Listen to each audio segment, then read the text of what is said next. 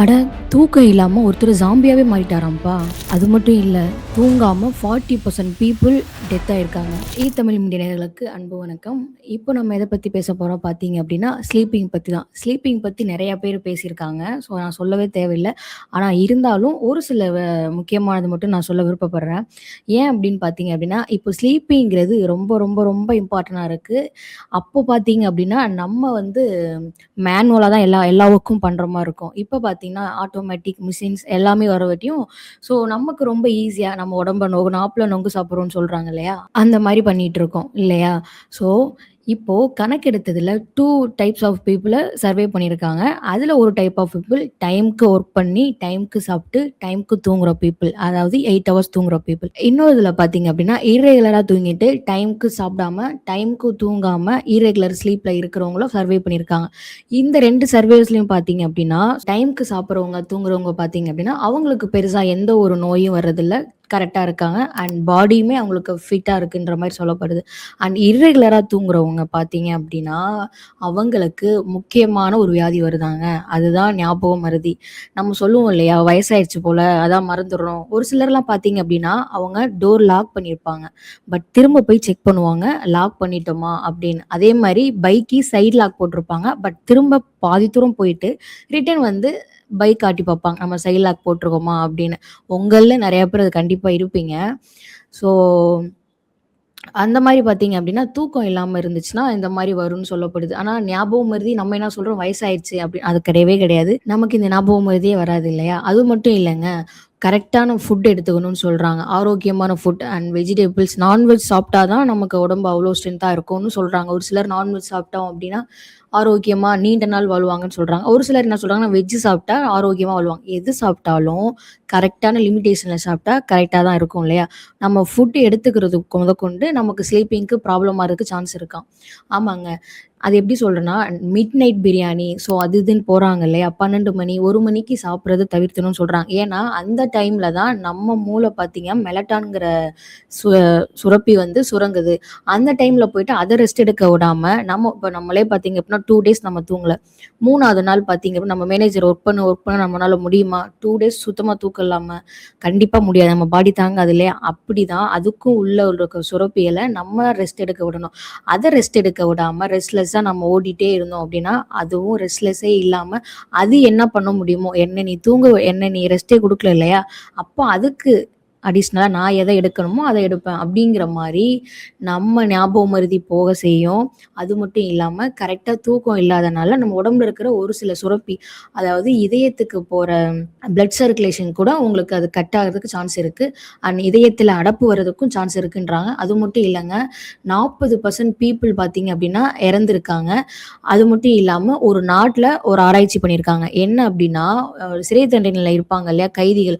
அதுல ஒரு 4 பேர் என்ன பண்ணியிருக்காங்கன்னா, ஒரு ரூம்ல அடைச்சு போட்டுருக்காங்க. அந்த 4 பேரும் தூங்காம 7 நாள் தூங்காம அவன ஆக்சுவலி அது ஆயுள் தண்டனை குடுத்த கைதி தான். அவங்கள என்ன பண்ணியிருக்காங்க அப்படின்னா, ஆ ஒரு 4 பேர உள்ள கூட்டு போய் அடைச்சு வச்சு, ஸோ அவங்கள தூங்க விடாம, சாப்பாடு குடுக்காம, எதுவும் பண்ணாம, எந்த அளவுக்கு டார்ச்சர் பண்ணணுமோ, அந்த அளவுக்கு டார்ச்சர் பண்ணியிருக்காங்க. தூங்கவே விடல அவங்கள. இதுவும் ஒரு விதமான தண்டனை தான் போலயே! அப்படி இல்ல. ஸோ சயின்டிஸ்ட் அத ஆராய்ச்சி பண்ணுங்கிறதுக்காக பண்ணியிருக்காங்க. அதுல 3 பேரு பார்த்தீங்க அப்படின்னா, தூக்கம் இல்லாம இறந்தே போயிருக்காங்க. கார்டியோ அட்டாக் வந்து. அதுல லாஸ்ட்டா ஒருத்தர் பார்த்தீங்க அப்படின்னா, ஸாம்பியா மாறி இருக்காரு. அதாவது மூளைக்கு போற நரம்புகள் பார்த்தீங்கன்னா, செயலிழந்து அந்த எல்லாமே அவர் எந்த ஒரு ஆக்டிவேஷனும் இல்லாம, அங்க இல்லாம நம்ம வெளியில இருந்த சயின்டிஸ்ட் அவங்களெல்லாம் கடிச்சே கொன்றுக்காங்க. ஸாம்பின்னா நம்ம படம் கூட பார்த்துருப்பீங்க இல்லையா? நம்ம தமிழ் படம், ஹாலிவுட் படம் நெறைய படத்துல வந்துருச்சு. அந்த ஸாம்பிலாம் என்ன பண்ணும்? ஒருத்தவங்கள கடிச்சோம் அப்டின்னா, இப்ப நாய்க்கடி மாரி தான் எக்ஸாக்ட்லி. நாய் கடிச்சுச்சு அப்டின்னா, அது சொல்லுவாங்களே நான்வெஜ் சாப்பிடக்கூடாது, கரெக்ட்டான ட்ரீட்மெண்ட் எடுத்துக்கணும் அப்டிங்கிற மாரி சொல்லுவாங்க. ஸாம்பி கடிச்சாங்க அப்டின்னா, அது அப்டியே அவங்களும் ஸாம்பி ஆயிருவாங்க அப்டிங்கிற மாரி சொல்லப்படுது. ஆனா நம்ம இதுவரைக்கும் நேரடியா பார்த்ததில்ல. பட் ஆராய்ச்சியாளர் பார்த்ததுல இந்த மாரி நடந்திருக்கு. அதுக்கப்புறம் அவங்கள கொன்றுட்டாங்க.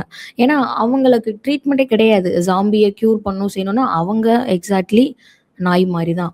நாய் மாரிங்கிறது ஒரு நாய இழிவா நான் சொல்லல. நாய் கடிச்சிருச்சுன்னா ப்ராப்பரான ட்ரீட்மெண்ட் எடுக்கலன்னா, ஒரு டாக் எப்படி கொலைக்குது, கடிக்குது இந்த மாரி பண்ணுதோ, அதே மாரி தான் ஸாம்பிக்கும். அது மட்டும் இல்லங்க. ஸோ இத ஆராய்ச்சி பண்ணதுல நெறைய கார்டியோ அட்டாக் நெறைய பேருக்கு வந்திருக்கு. அது மட்டும் இல்லாம ஸ்ட்ரோக் ப்ராப்ளம் வந்திருக்கு. அது மட்டும் இல்லாம ஹெட்டேக் அதிகமா இருக்கும்னு சொல்லப்படுது. நார்மலாவே ஹெட்டேக்ன்னு எதனால வரும்னு நெனைக்கிறீங்க? தலையில அதிகமா நீர் இருக்கிறனால, சாப்பிடாம இருக்கிறனால, இல்ல பாடி ட்ரையா இருக்கிறனால, இந்த மாரி டைம்ல வரும். அது மட்டும் இல்லங்க, ஸ்லீப்பிங் கரெக்ட்டா இல்லனாலும் செம்மையா தலைவலிக்கும். அரை நேரம் தூங்கிட்டு நம்ம ஒரு சிலர் பார்த்தீங்க இப்ப நைட் ஷிஃப்ட் போறவங்க அப்டின்னா 4 ஹவர்ஸ் தூங்குவாங்க. 2 ஹவர்ஸ் ரெஸ்ட் எடுப்பாங்க. ஐ மீன் வெளில போவாங்க. அகைன் 4 ஹவர்ஸ் தூங்குவாங்க. இந்த மாரி டைம் நான் ஒரு 8 ஹவர்ஸ் தூங்கணும். அவ்வளோதான் இல்லையா? அத மார்னிங் ஒரு 4 ஹவர்ஸ், ஈவினிங் ஒரு 4 ஹவர்ஸ்ன்னு தூங்கக்கூடாது.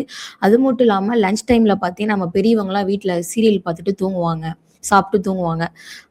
ஒரு சிலர் பார்த்தீங்கன்னா நல்லதுன்னு சொல்றாங்க. பட் ஆனா நம்ம ப்ராப்பரான ஸ்லீப்பிங்கிறது எந்த ஒரு டிஸ்டர்பன்ஸும் இல்லாம 8 ஹவர்ஸ் சாலிடா கரெக்ட்டா தூங்குனா தான் நம்ம உடம்புல எந்த ஒரு நோய் வந்தா கூட அத எதிர்ப்பு கொள்ற அந்த எதிர்ப்பு சக்தியும் நமக்கு பூஸ்ட் ஆகுன்ற மாரி சொல்லப்படுது.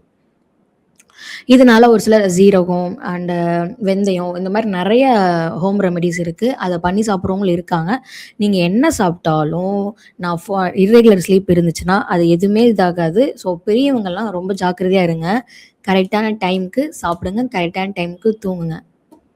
ஏன் இவ்ளோ தூரம் நான் சொல்றேன் அப்டின்னா, ஏன்னா அது யோசிச்சு பாருங்க. ஸாம்பிங்கிறது சும்மா சின்ன விஷயமா என்ன?